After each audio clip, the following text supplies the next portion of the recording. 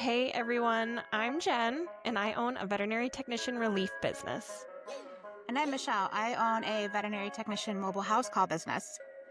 And you are And you are listening listening to to Endless Endless Journeys, Journeys, the Vet the Tech Vet Tech Odyssey Odyssey podcast. podcast. In this podcast, we will be discussing and meeting with credentialed technicians who have created their own path with business ownership within the veterinary space.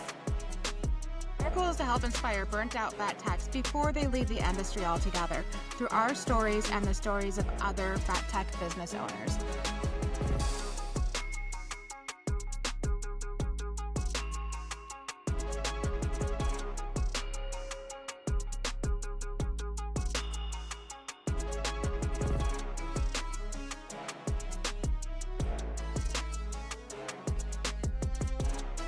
Hey everyone, you're tuning in to part 2 of our latest episode. If you haven't listened to part 1 yet, we highly recommend checking it out first to get the full context and enjoy the entire conversation. Both parts are packed with insights and stories that you won't want to miss. Thanks for joining us, and let's dive back in. So, Emily, what are some of the innovations or trends that you think will shape the future for your work? Absolutely. I think that some of the trends that will help to shape my work and the work that I provide to teams is firstly that RVTs are being recognized more and more for our ability to provide more services than we are currently doing. And I also think that clinics are starting to recognize that hospice care is important.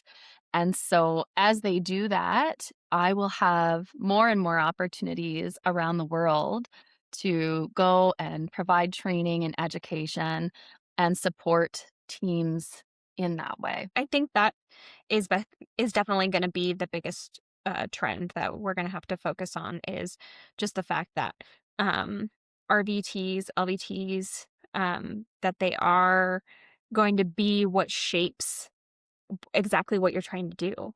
Because, veterinarians, obviously, a lot of them, they don't have the time. And that is also, something that's the biggest reason why me and Michelle are doing a podcast like this, so that we can show that even like the most if you in your mind think like that it's the most minuscule thing and you're like, oh well, but I'm really passionate about this, but like I don't have I don't have the opportunity in my clinic. I mean, I remember, before I started, my biggest passion was nutrition, and I can't tell you how many.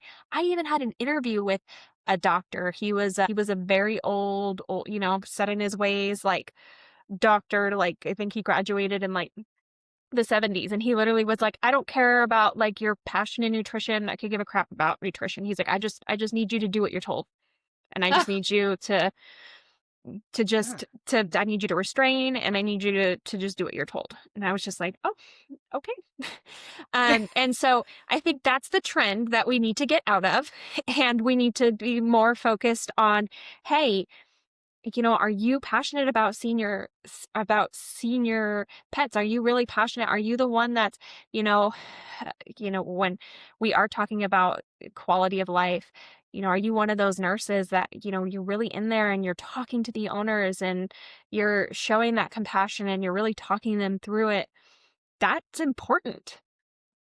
Like that is actually a really big deal. And that is something that's so important in the clinic. And so if that is something that you're super passionate about, then, look Emily up and see if this is something that you can implement in your own clinic. And, and, and this is something that pet parents will actually appreciate. And this will, like she said, I think that if people actually go into clinics and they see that this is something that's actually implemented in these clinics, they're going to be like, whoa, this is different. And I really like this. And it really shows that they care. It shows that they care, which is the biggest reason why pet parents choose veterinary clinics, because they want to know that they actually truly care about them and their pets. So I completely Abs- agree. Absolutely. And it's funny because in human healthcare, like so much of what we do, we model from human healthcare. So many of the approaches that we take, obviously we have to modify them for our industry. But when we look at hospice and palliative care in the human world, who leads those programs? It's not doctors, it's No, it's the nurses. nurses. It's the nurses, and there's actually a ton of research behind that as well, and how nurse-led hospice care is superior. I know, brace yourself. It is superior to doctor-led care, and not Hell yeah. because one is better than the other. This isn't a competition. It's because nurses have the time to take to support that family. They don't have 20 minutes allotted. They can provide the support and the guidance in a much bigger way than the doctors have time for. Mhm. And it is a trend, you're right, how that old school veterinarian, I think we've all worked for somebody like that, that really felt like you should be seen and not heard and just Mhm. do whatever I tell you, you're a minion. We're not minions. And when we're given the opportunity, we can do really great things. And I see palliative and hospice care as this torch that needs to be carried. Okay. Mhm. Like we've got the puppy kitten torch, we've got the wellness torch, we've got the senior torch. There is this torch that needs to be carried in the clinic. And veterinarians are too busy to carry it. Yep. So please don't tell us that we can't carry it. If Mhm. you're too busy to pick it up, don't leave it on the ground. Somebody needs to carry it, and we can do a darn good job while still working within our scope. Yep. Yes. Yeah. Absolutely. Like, Yeah. yeah, it's something that we definitely, yeah, I think we're working on it. I think we're getting there slowly but surely. Definitely slowly, but Slowly. I, but, but we're getting there. We're getting there. Yes. Absolutely. Yeah, We're I've met getting some there. wonderful veterinarians that are very forward thinking and have really done great things because of it and generated a lot of revenue and made a lot of families happy. So it's getting there, that's for sure. Yeah. Yeah.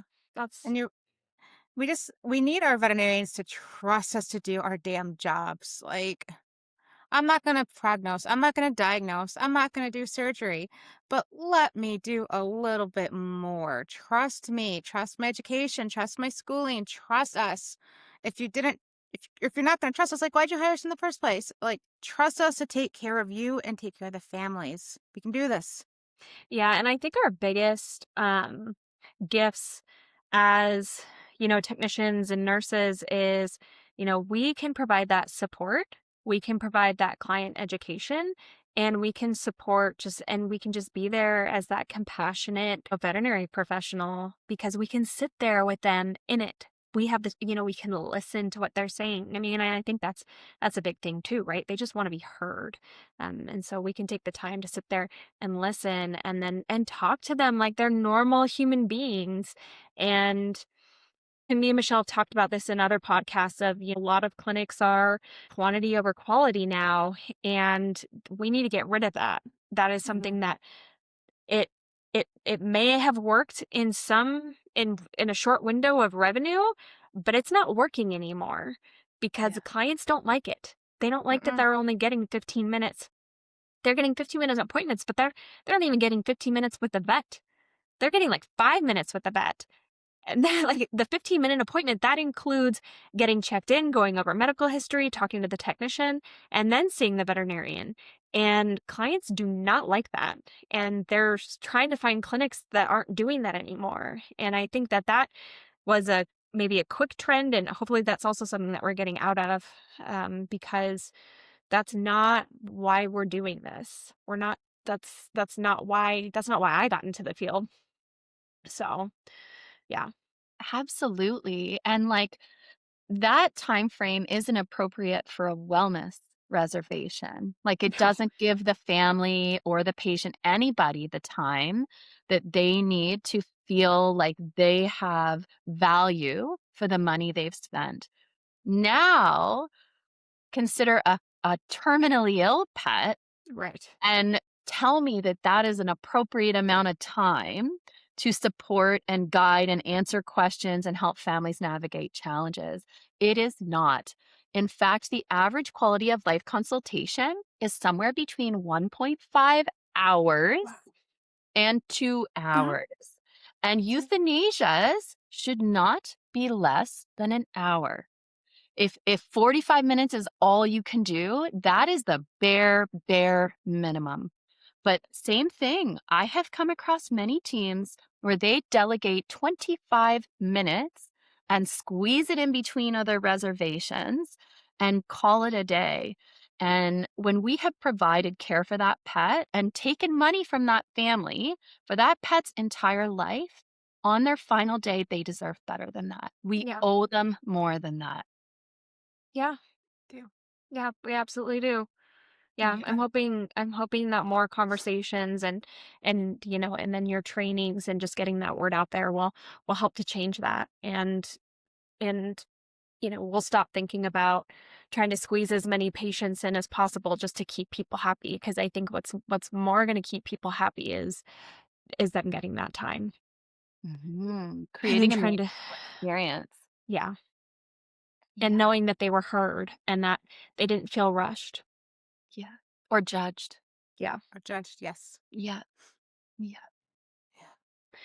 So, moving on from that, with everything that you've done, everything that you're doing, and everything that you're planning on doing, what would you say is your favorite part of the job? My favorite part of the job, I really love in person workshops where I Okay. get to really connect face to face with professionals and answer questions and teach them about modalities, hospice modalities like comfort kits and pain holidays and all these great things, microdosing ketamine, all these great Oh, things that yeah. we can do to Hmm. support patients and Mhm. just hearing the feedback and seeing the looks on their faces when they are like, have that aha moment where they're just like, oh my gosh, this is so important. And I can't believe that I didn't realize it before or that it's a service that we haven't been providing before. That's definitely my favorite part about what I do. That's Like awesome. that.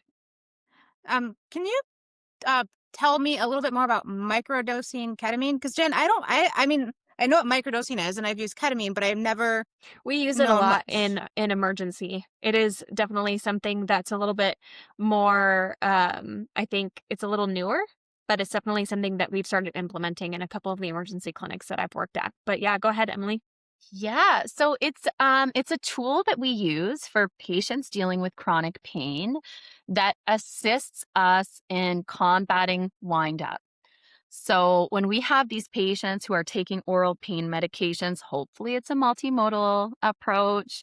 Hopefully we're using appropriate doses, like not giving 100 milligrams of gabapentin to a Labrador who's like an 8 out of 10 on the pain scale. Right? He could have like I've seen those dogs get 12 and 1400 milligrams 3 times Yeah. a day. Obviously, we work our way up, but ketamine is used in conjunction with those so that when those oral medications are just not bringing them down in the pain scale, we can microdose ketamine and it helps support their overall comfort. And so we can do it as injections. We can teach the family to do it as injections. If we were going to do that, of course, there has to be proper labeling, proper packaging. We're not going to call it ketamine. We're going to call it Narcotan, things like Smart. that. I've actually something I've been thinking about more recently, and I'm going to reach out to my hospice colleagues and see, but microdosing ketamine as a chew. So I found a compounding Oh. pharmacy that will compound it into a chew. And for those patients or families, I should say, that aren't comfortable doing it themselves, and maybe they have a big dog that they can't get in the car. But yeah, it's all about pain control and supporting that patient's comfort. I like that. My 12-year-old dog Kiki, she's a Yorkie. Oh, She started on glucosamine supplements, and then maybe 8 months ago we added in Medicam. I could tell her hips and stuff are a little tighter, and I actually just made the call to her primary DVM earlier this week. Like, we need to add on something else. I'm still watching her hips, and they're still a little bit too tight for me. So she will be starting on gabapentin, and my brain talking to you is already thinking like, okay, what happens when she maxes out at the top there? Like, is this something I can go to my primary and be like, so anyway, I did this little podcast. I met this awesome person. Can we microdose Kiki with some like yeah, like yes. that's where my brain's going right now. Like, hey doc, I know I'm a client and I don't want to step on your toes, but like let's because these pets max out a lot of time on these pain medications, and I think that's really cool to hear that that's something we can do, and that you're Mhm. working with a compounding pharmacy. You get a chewable like Freaking Yeah. genius. I love that. It's so cool, and, the other thing, never forget amantadine is such a good team player as well, Mhm. right? And the other thing is, that's a great modality for anybody out there who has a chronically painful pet, and no matter how many oral medications, it's just not seeming to work.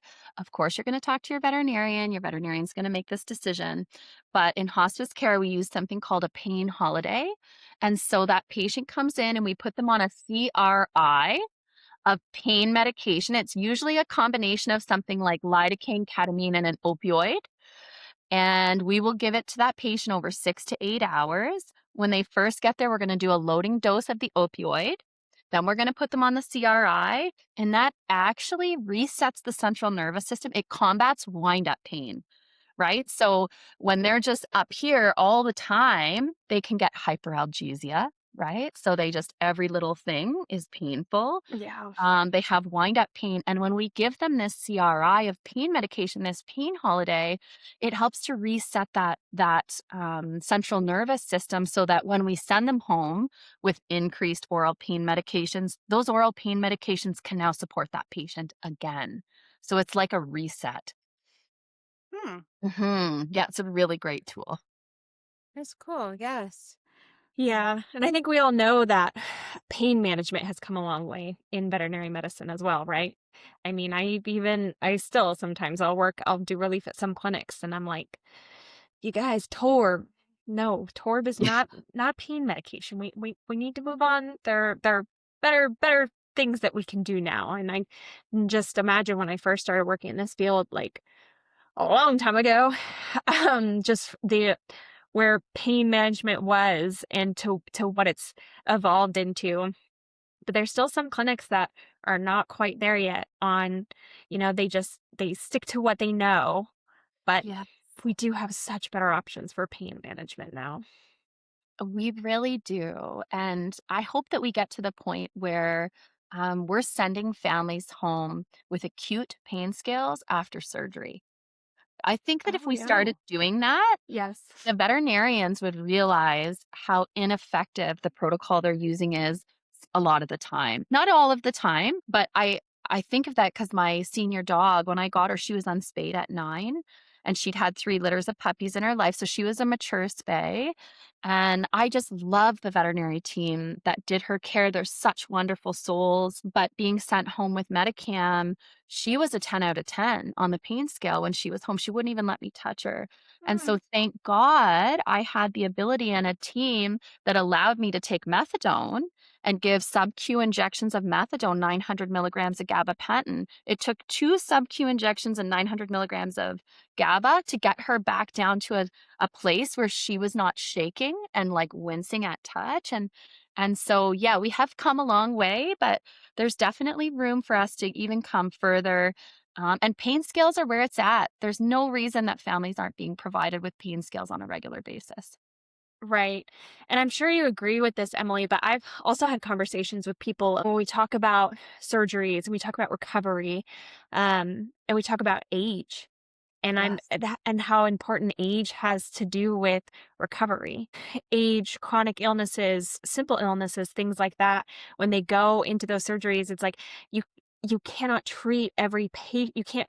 You realistically cannot treat a senior patient with the same pain management as you would a 6-month-old puppy.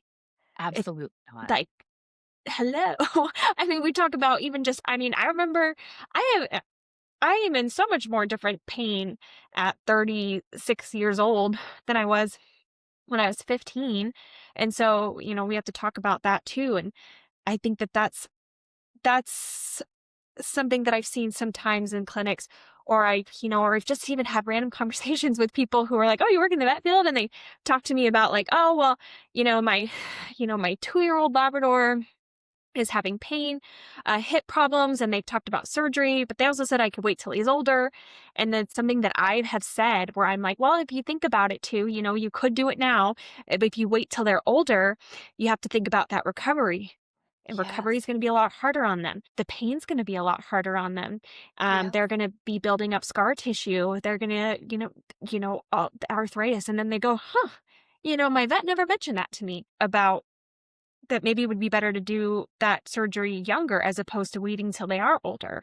And I'm like, yeah, I mean, that's something you have to think about.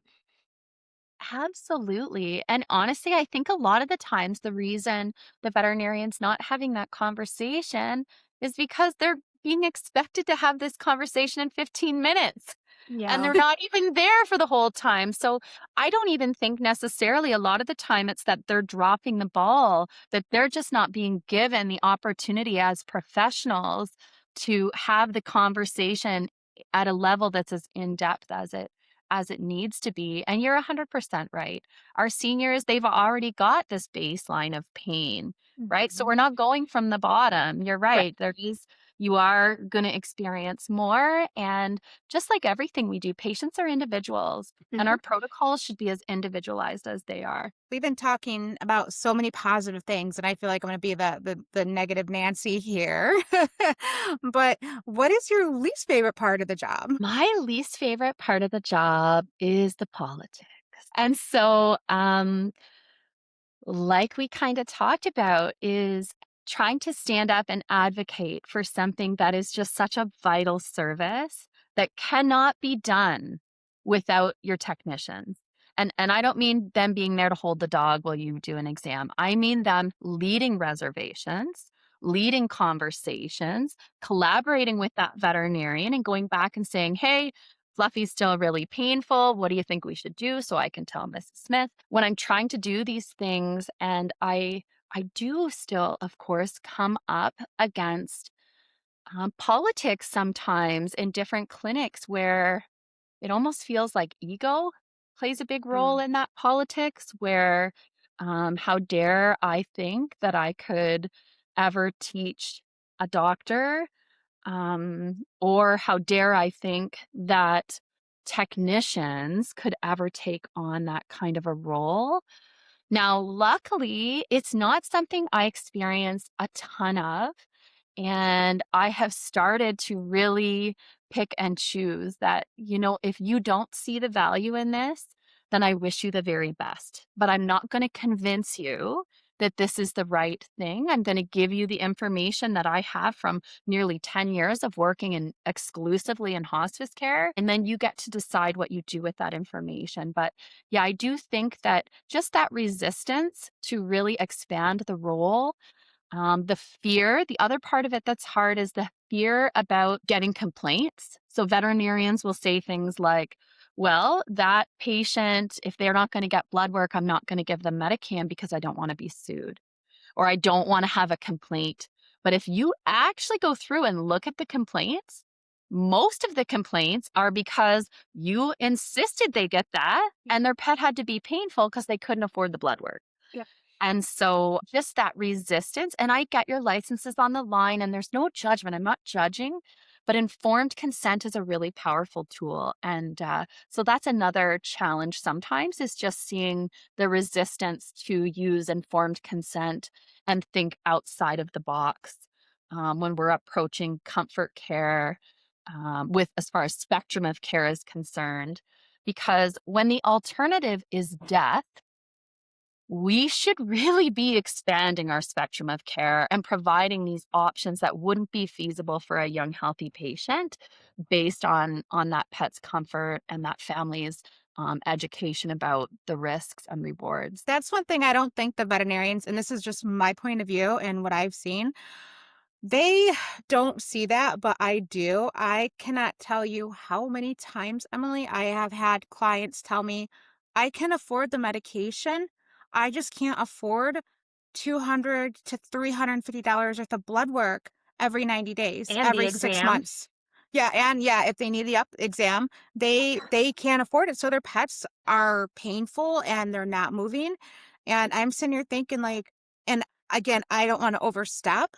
I'm like, why can't we, have that DVM be like, all right, you understand the risk, you understand what's going on, sign this paper saying you won't sue AMA me. form. Yep, They're that's there it. Thank for a you. reason. Exactly. I don't work in a clinic anymore, so sometimes these terms will get away from my head. And so, but yeah, sign that form, send home that pain medication, because you know what? At the end of the day, like you said, the other alternative is death. And I've seen it way too long where so many of my clients and I care about them and I care about their dogs. I'm seeing them once a month. I Yeah. see a lot of old dogs because they can't leave the house. So that's one of my top demographics are old dogs. I see the pain. I see the owner's finances are being restricted and Yeah. there's nothing I can do. And I get frustrated. I'm like, come on, just let's just try a little bit harder to, come at a mutual ground here. Yeah. Right? Collaborate with the family. Collaborative care isn't just about us working with each other. It's about us working with that family, their budget, their abilities, all of those things. And is it gold standard to get that blood work and monitor those kidneys? Of course it is. However, if we're talking about a 14-year-old Labrador, for example, do we really is the concern their kidneys at this point or their comfort? Because you starting Medicam at 12 or 14, I don't know, in the thousands and thousands and thousands of patients I've helped, I have yet to see one that, oh, he was healthy and happy at 14 and he got on Medicam and 6 months later he had kidney disease. It's just we have to we have to choose our battles. We have to decide what is the bigger risk here? This pet suffering for the rest of his life, or this pet developing a kidney condition because we're giving pain medication? And so it's just a shift in perspective. And it is coming and it is happening. And I Good. do respect where the veterinarians are coming from. It is their license. I get it. But again, get that family to sign something. Mhm. Cover your butt. There are ways around it. And I see veterinarians doing it all the time. Good. Yeah. And it's called, in our case, it's called critical thinking. And I know that we have our policies and we have them for a reason. But, sometimes you cannot treat every case like that's so black and white because it's not like that. And it's like in medicine in general, like you learn about all these different cases and it's just like, okay, well, it depends on their age. It depends on this.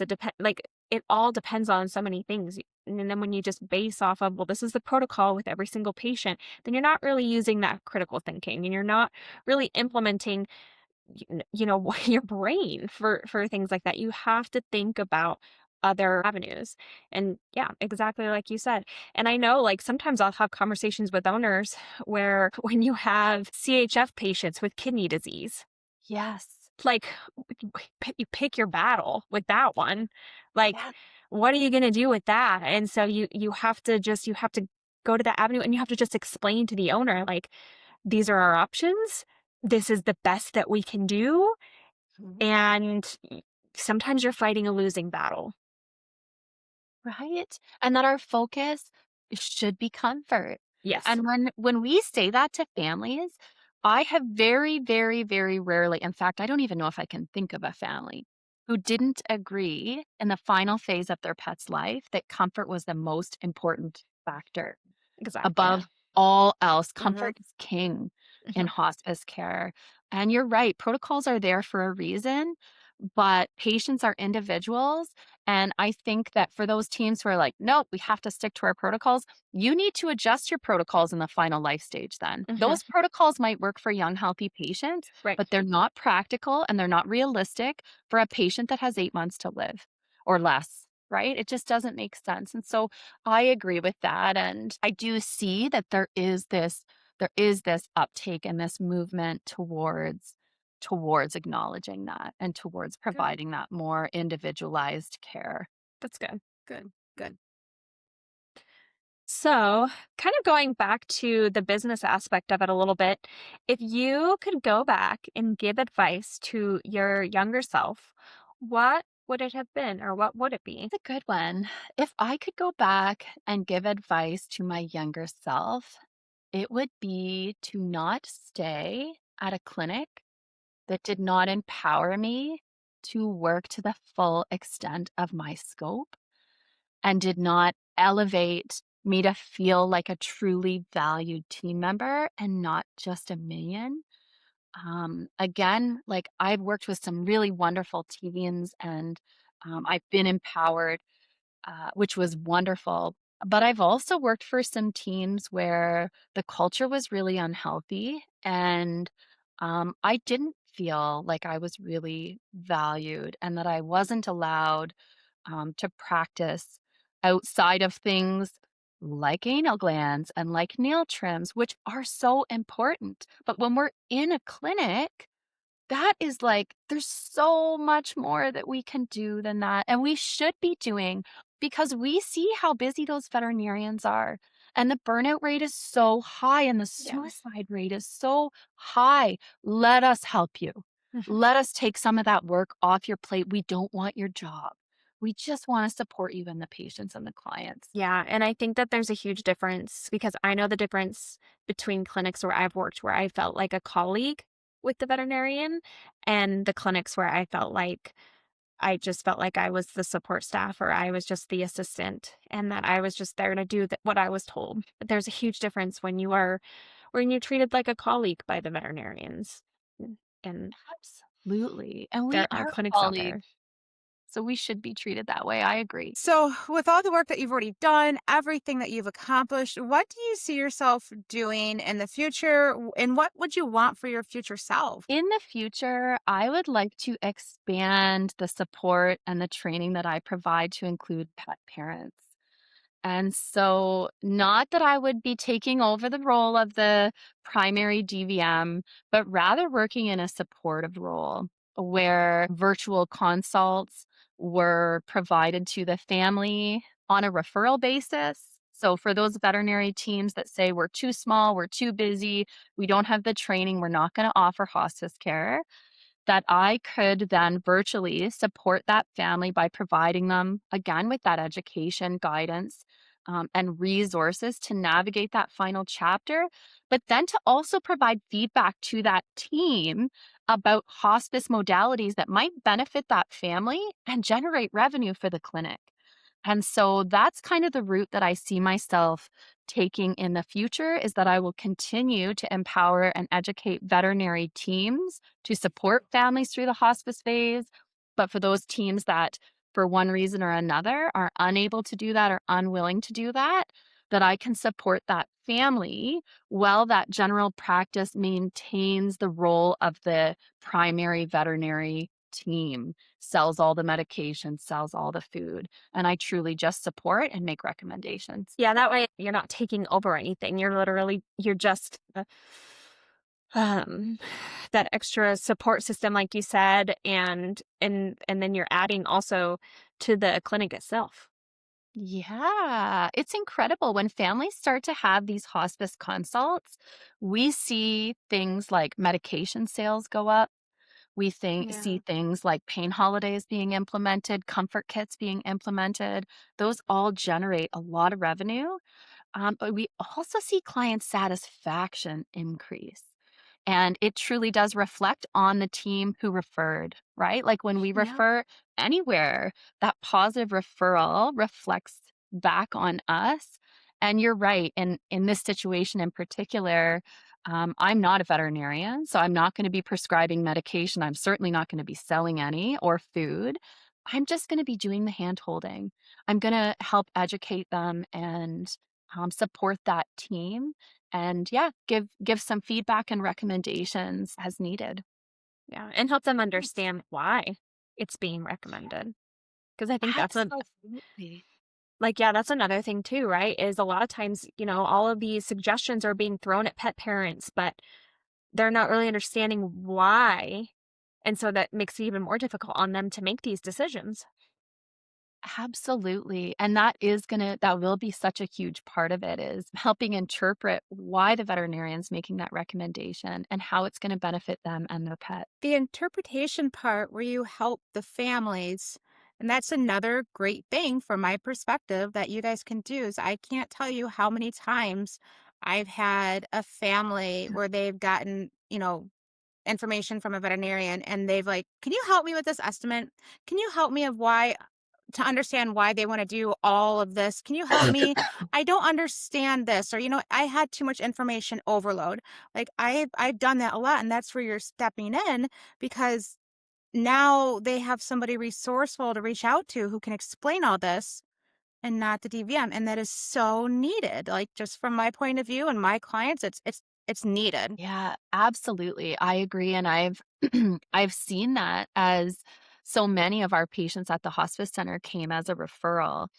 But when I was in the hospice center, we did take that patient on. It became our patient, where I think this is such a beautiful in between where it's going to stay your patient, but they're going to still get the benefits of that hospice expert who can help them understand and validate what the veterinarian's recommending. When they say, I want you to be on 3 pain medications, and the family's like, I think they're just trying to get my money. Mhm. I can Yeah. help them understand that no, a multimodal approach is the best way for this reason, that reason, and this reason. And they're just trying to help you. Right. And also just because I think with some families, um, sometimes they're so I think right now too, we're like in between of like that old school versus new school, vet men.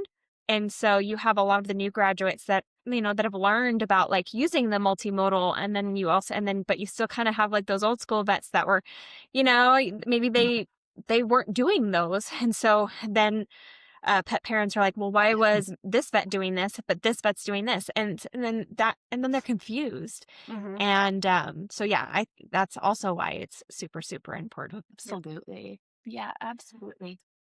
All right. So we're reaching the end of our interview and of our episode. So something that we always like to ask is if is there anyone in your life that you would like to dedicate this episode to? Anyone in your personal or work life who has in some way inspired or influenced you? Yeah, I love that you do that. First of all, that's so cute, and special. And I would definitely like to dedicate it to my mom. Yeah, Donna Marie is her name, and she passed away when I was 28, but she really is the reason that I have the compassionate heart that I do, and that I'm able to continue to support families and pets through such challenging times. She always supported my love for animals. She let me nurse little creatures back to health when most parents would have been like, "Ah, that's enough." And, yeah, and she really just fostered the compassion and the warm heart that I think that really, families appreciate. She sounds like the mom we'd all want. Mhm. Aw. And You're I think you're the first person to dedicate it to their mom. That's why I'm looking like I love this. You're the first one to say my mom. Aw, oh, I love that. I know she loves that wherever she is too, so. Yes, she's so proud of you. She is Mhm. absolutely Oh, proud of yeah. you. Yeah. Oh Aw, yeah. thank you. It's very Yes. kind of you to say. Yes. Yeah. No, I'm amazed by everything that you do, everything that you've done. I mean, this is something that's so taboo. And I think it's also something like it's just very rare because a lot of people don't have the heart for something like this because it's so emotional and it's so difficult. It's really sad sometimes, and we can only handle so much sadness, right? So I think that's probably why I think a lot of times it's human nature to avoid things like this because it's difficult to talk about. Nobody wants to think about it. But even though we want to avoid it, it's something that needs to be at the center sometimes. So I am just like honestly, just even having this conversation, I think like, man, this is something that maybe I should even just like look into a little bit more. But again, but I'm like, but I don't know because it's so hard, right? Just if this is something that would you when you do it 24/7, uh, it's very rare. It's just like with people who can do emergency and people who can't do emergency, right? So, I can only take so much sadness, right? I already work in emergency. But it's just so, so important. So if there is anyone that's listening to this episode, if this is something that you have a heart for, it's absolutely needed, and it's something that we need to talk more about. We are going to have all of Emily's information in the show notes. And so, it sounds like this is something that you can reach out to Emily too. Can they do that, Emily, privately if they want to reach out to you? Absolutely. And honestly, like I know I offered the subscription to the virtual hospice platform, which is amazing. I'd also like to offer all veterinary technicians, licensed RVTs, whomever you are, that we have developed the world's first on-demand training designed specifically for RVTs to be able to become leaders in their team in hospice care. And so I'd like to offer, and I'm going to do this for a year as well. So all the way Okay. until January 2027, any technician that hears this and you want to learn more and you want to try out our on-demand training, I'm going to offer you 50% off. And it's going to be using code RVT50. And so if you were kind of hesitant and on the fence, this is a great opportunity to be able to get involved and learn more at a really affordable price to decide whether or not, you'd like to expand your training beyond that. That's so kind of you. Thank Yes, you. thank you. Thank you guys. Yes. Yeah, for having me. Yes. You guys are so lovely and you're doing great things for our industry. So thank you so much. Oh, Of thank course. you. Thank you. And likewise, so are you. We're pitching in, we're all coming together, we're all helping each other out with the different niches, with the different areas. And hopefully all of us can, like you said, we can all work together and do what we're best at and help the veterinary industry and the pets together. Right. Absolutely. All Well, right. Well, thank you so much, Emily, for coming thank on. you. We loved having you. It was a great Yes. conversation. Yes. Um, and yeah, I think that a lot of people are going to get a lot out of this episode, and I think um, this was just a really interesting episode, and I loved our conversation. It was so fun. Yes. Oh, well, thank you so Okay. much. I'm so grateful to have been invited, and it was so lovely to meet you. And yeah, keep up the great work of advocating for our profession because we need as many people to do that as possible. So thank you very much. Yeah. Um, All right, you guys. We will talk to y'all later. okay. Bye. Bye.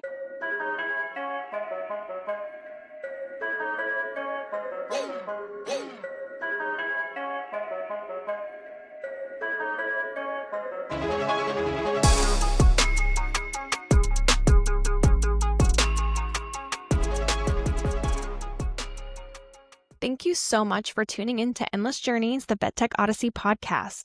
We hope you enjoyed today's episode and found some valuable insights. If you did, be sure to subscribe so you never miss an episode. We'd love to hear your thoughts, so please leave us a review and let us know what you think. You can also connect with us on all social media platforms at Endless Journeys, the VetTech Odyssey podcast. Until next time, keep learning, keep growing, and keep making a positive impact in the veterinary world. We need you guys. Have a great day.